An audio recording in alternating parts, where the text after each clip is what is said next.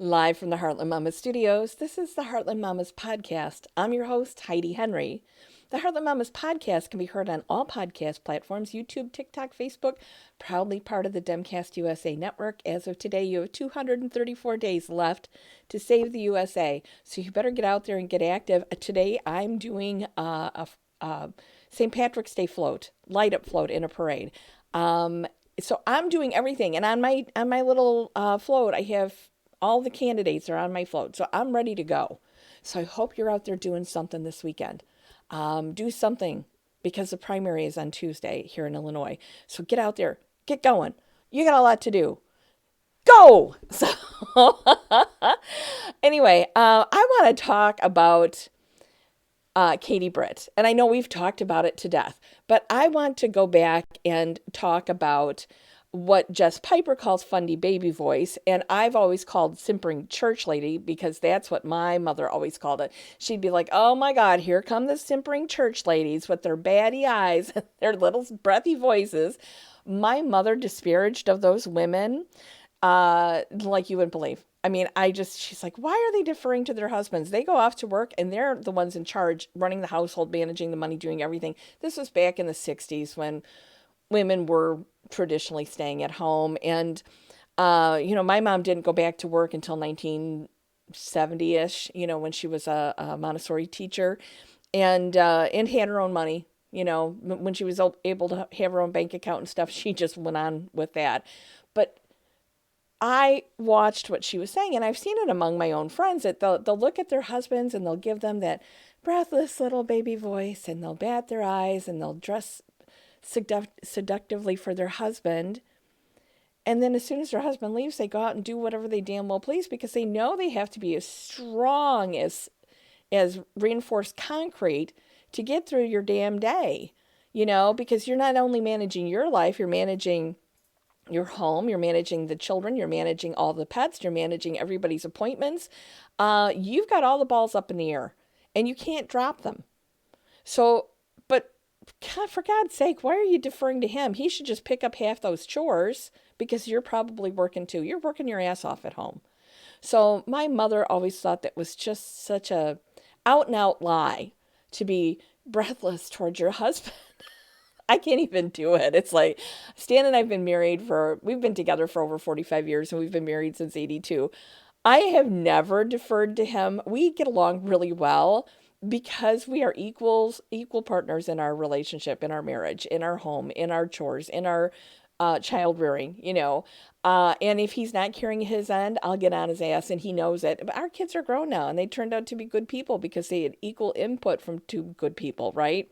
So he wasn't just taking a back seat and let me do everything. He did his part. He always does, always has, always will. But I want to go a little step further, something that I talked about. I did a speech on it in DeKalb years ago, or last year, I think it was, about religion washing and control of how we think and feel about things. And I want you to think about the clothes in your closet and the writings on your wall right now, because I know I own them. You're going to have a t-shirt that says faithful. You're going to have a sweatshirt or a hoodie that says grateful, thankful, blessed. Blessed beyond measure. You're going to have it on your walls. You're going to have it on your car.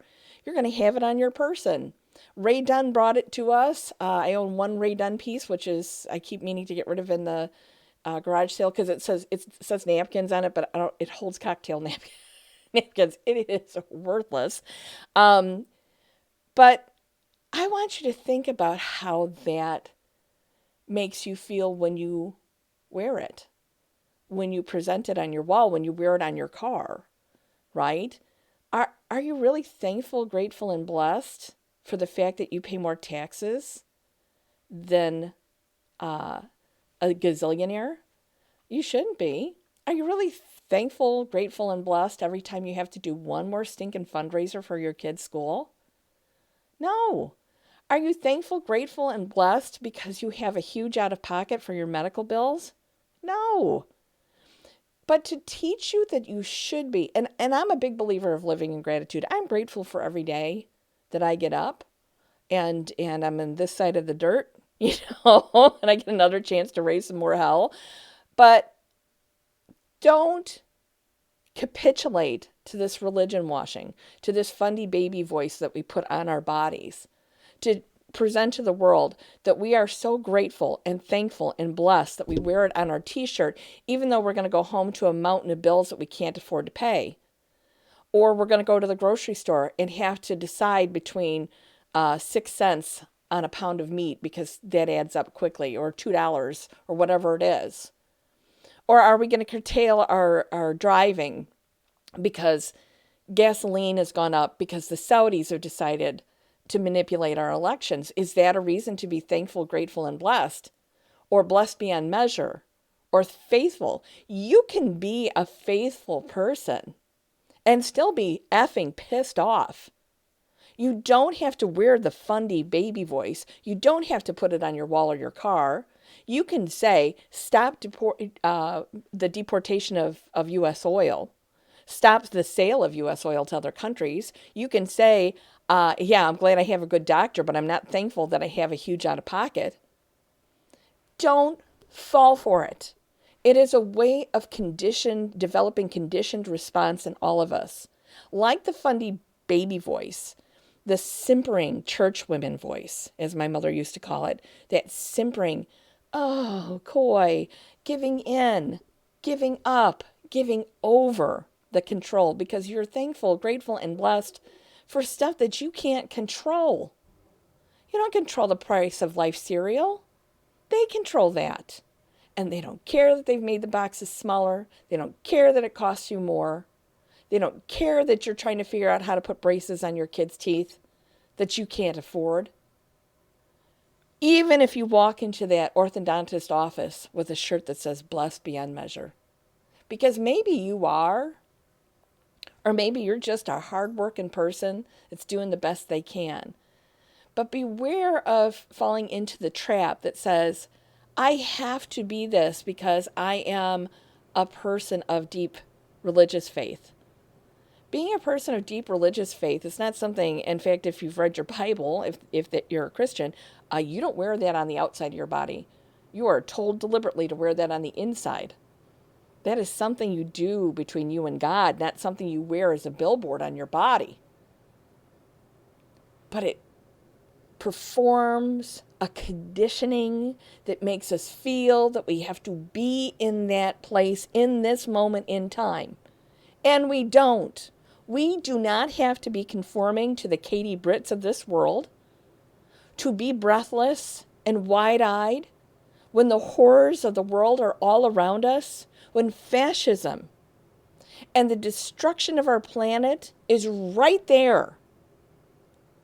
We can be faithful people. We can be grateful. But I wouldn't call that a blessing. You are being manipulated. Do I own shirts that say that stuff? Absolutely. Most of them were given, well, all of them were given to me as gifts. I'm not sure how that's supposed to make me feel. Not resentful. The one hoodie is real soft and nice, so I do wear it frequently. But I always think of the message I'm delivering as I wear that about because I can't see it on myself, but the people walking toward me can certainly see that. So I'm identifying myself as a Fundy baby, as a simpering person, as a simpering woman by what I wear on my body. I just want you to know, I have a shirt on that says "Rise Up and Be Brave" right now, which my sister gave to me. And I'm getting ready to go to work. So I'm dressed more for work than I am for podcasting or recording a video. But I want you to think that every time you put on a piece of clothing or get another sticker for your walls or your car, that what you're doing is faith washing, public faith washing. And there's nothing to be thankful for that. So, live every day in gratitude, yes. Don't wear it on your body. You don't need to do that to yourself. You don't need to be simpering. You need to be strong, girl. You need to be strong right now and for the rest of your life and fearless. Because we got big work to do. Mad big work that's going to take mad big skills. And you've got it in you. You don't have to wear the stupid damn shirt. All right. From the edge of the Great Red Divide, where everybody wears those freaking shirts. And it's just, I always want to say, are you grateful for the price of gasoline right now? Because it's being manipulated. Don't be grateful. So you are not blessed beyond measure just because you got to work and finished your job so you can go to your next job. Rise up. Be brave. From the edge of the Great Red Divide, it's Heidi Henry. This is the Heartland Mamas Podcast. I'll see you tomorrow.